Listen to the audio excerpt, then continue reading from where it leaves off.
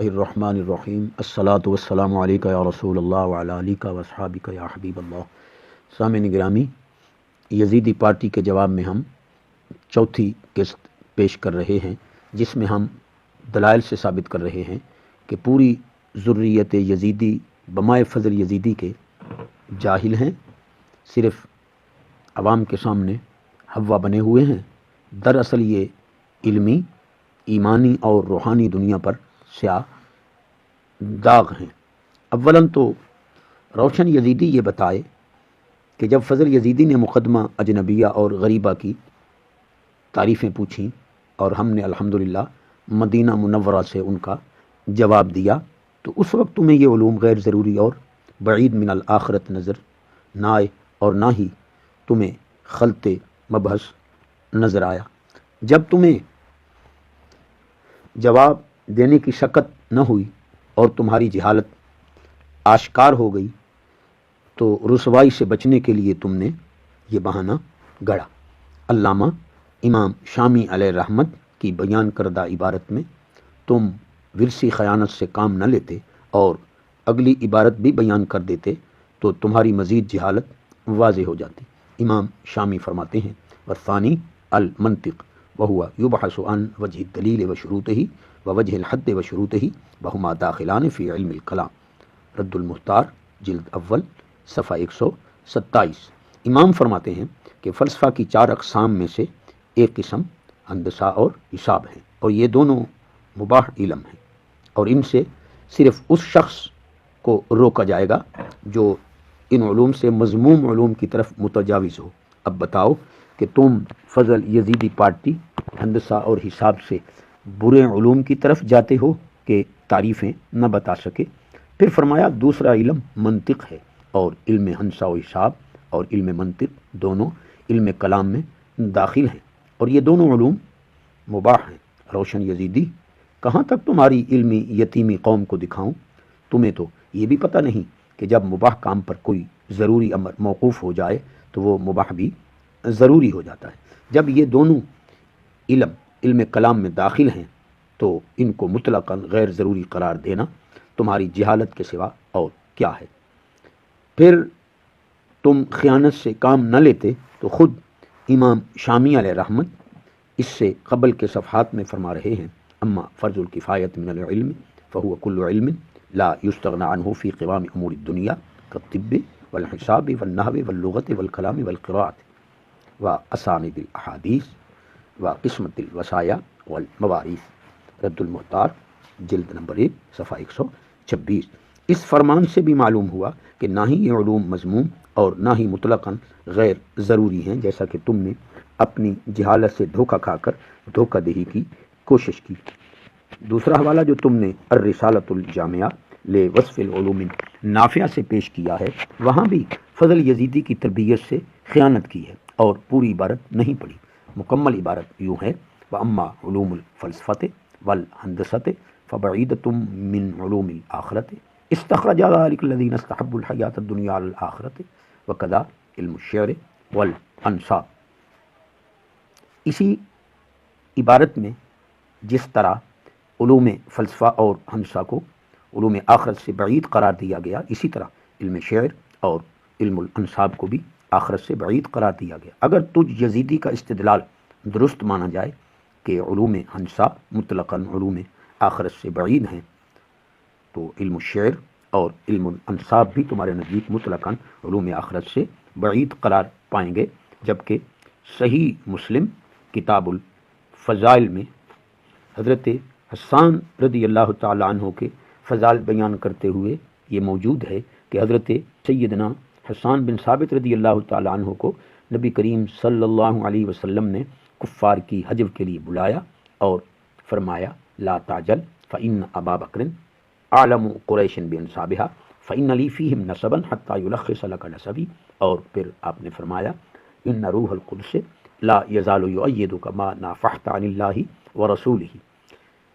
حضور نبی کریم صلی اللہ علیہ وسلم تو حضرت حسان بن ثابت رضی اللہ تعالیٰ عنہ کو علم انصاب کی تحصیل کے لیے سیدنا ابو بکر صدیق رضی اللہ تعالیٰ عنہ کے پاس بھیج رہے ہیں، تو کیا تجھ یزیدی کو پھر بھی یہ علم غیر ضروری اور بعید من الآخرت نظر آ رہے ہیں؟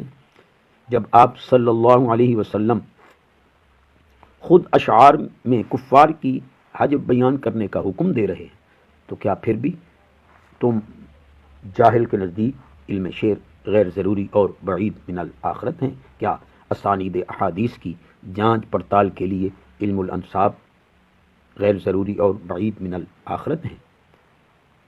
جاہل روشن یزیدی، شکل عروسی بھی اقلیدس کی شکل نمبر 47 ہے۔ کیا اقلیدس کی یہ اشکال مسائل فقہ جاننے میں معاون ثابت نہیں ہوتی؟ کیا ان کے ذریعہ سے پیچیدہ فقہی مسائل کا حل نہیں پیش کیا جاتا؟ تو پھر یہ غیر ضروری اور بعید من الآخرت کیسے ہوئے؟ اگر تم کو پتہ نہیں تھا تو کم از کم فتاوی رضویہ ہی پڑھ لیا ہوتا۔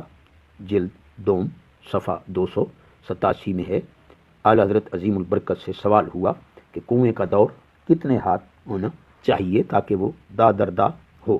آپ نے فرمایا تحقیق اس کا دور تقریباً 35.5 ہاتھ چاہیے۔ آگے چل کر دلیل یہ دی کہ اصول ہندسہ مقالہ نمبر 4 شکل نمبر 12 میں ثابت ہے کہ محیط دائرہ کو ربع قطر میں ضرب دینے سے مساحت دائرہ حاصل ہوتی ہے، یا قطر دائرہ کو ربع محیط میں یا نصف قطر کو نصف محیط میں ضرب دیجیے الی آخر ہی۔ باقی بحث مصنفات بالتقریر میں علم حساب کے اصول مذکور ہیں۔ کیا علم حساب کو مطلقاً غیر ضروری اور بعید من الآخرت قرار دو گے؟ علم حساب کے اصول علم میراث کے لیے کیا ضروری نہیں ہے؟ علم حساب اور علم میراث کو علامہ شامی رحمۃ اللہ تعالیٰ علیہ تو فرض کفایہ قرار دے رہے ہیں۔ علم میراث کی ترغیب تو خود نبی کریم صلی اللہ علیہ وسلم سے ثابت ہے۔ عن ابی ہریرہ رضی اللہ تعالیٰ عنہ قال قال رسول اللہ صلی اللہ علیہ وسلم یا ابا ہریرہ تعلموا الفرائض وعلموها فإنه نصف العلم وهو ينسى وهو اول شيء ينزع من امتی۔ سنن ابن ماجہ کتاب الفرائض رقم الحدیث 219۔ جاہل روشن یزیدی، صدر العلماء علامہ ظفر الدین بہاری علیہ رحمت کی علم توقیت پر لکھی گئی کتب کا تم مطالعہ کرتے تو واضح ہوتا کہ علم توقیت کا تو مدار ہی علم ہندسہ اور علم حیت پر ہے۔ ان علوم کے بغیر تو علم توقیت حاصل ہی نہیں ہوگا، تو کیا علم توقیت کو بھی غیر ضروری اور بعید من الآخرت قرار دو گے؟ باقی جو تم نے حضرات حسنین کریمین رضی اللہ تعالی عنہما کی مروان پیچھے نماز پڑھنے کی روایت پیش کی ہے، کاش اسی مصنف ابن شیبہ جلد نمبر 5 صفحہ 127 مطبوعہ ریاض کا حاشیہ ہی دیکھ لیا ہوتا کہ یہ روایت منقطع ہے۔ ابو جعفر لم یسمع من الحسن والحسین رضی اللہ تعالی عنہما۔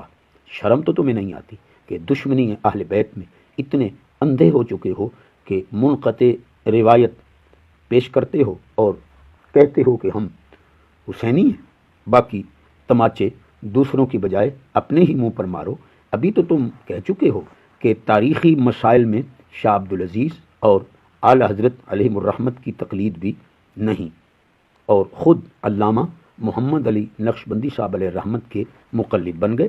پھر قال جدی ظننت انہ اراد الخروج کی روشنی میں خروج اور عدم خروج میں اب اور ابن رضی اللہ تعالی عنہما کی بقول خود حقانیت تو واضح کرو کہ کس جانب ہے۔ اسی کو کہتے ہیں درو گورا حافظہ نہ باشد۔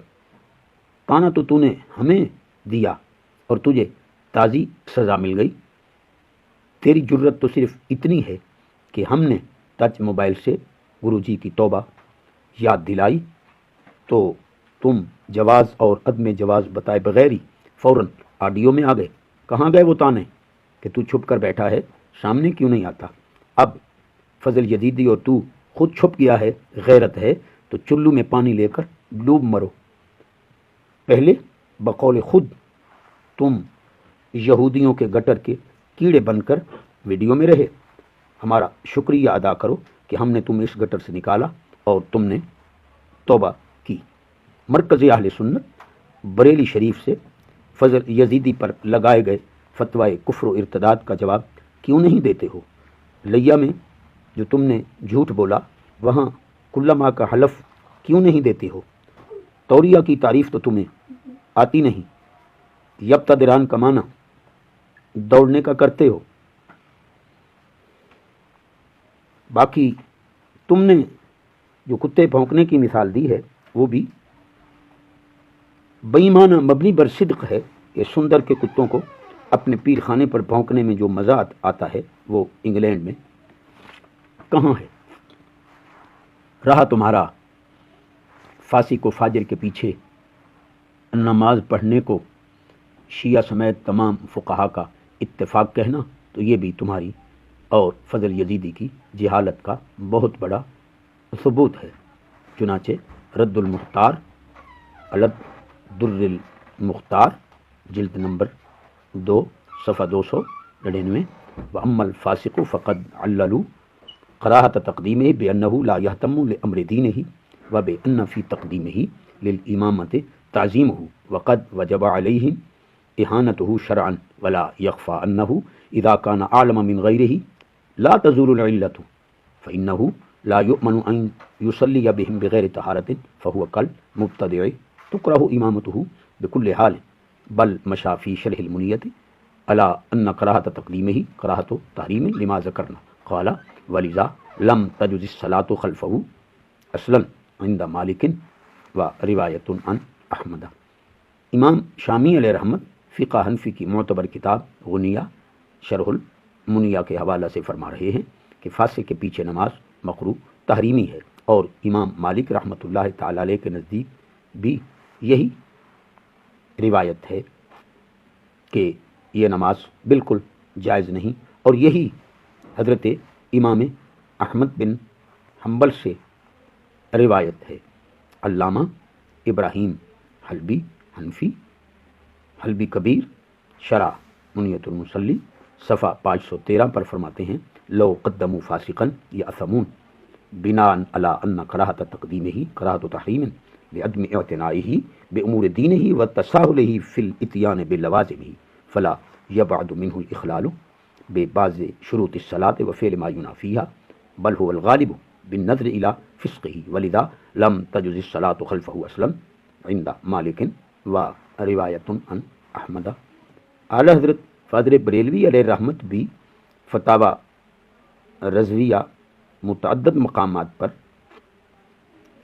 فاسق کی امامت کو مکروہ تحریمی قرار دے رہے ہیں۔ آپ فرماتے ہیں شخص مذکور اس کے ارتکاب اور کچہری میں اعلان سے فاسق معلن ہوا، اس کی امامت اور اس کے پیچھے نماز پڑھنی گناہ اور پھیرنی واجب۔ فتاوی رضویہ جلد 11 صفحہ 240 اور 41 غنیہ شرح منیہ میں ہے۔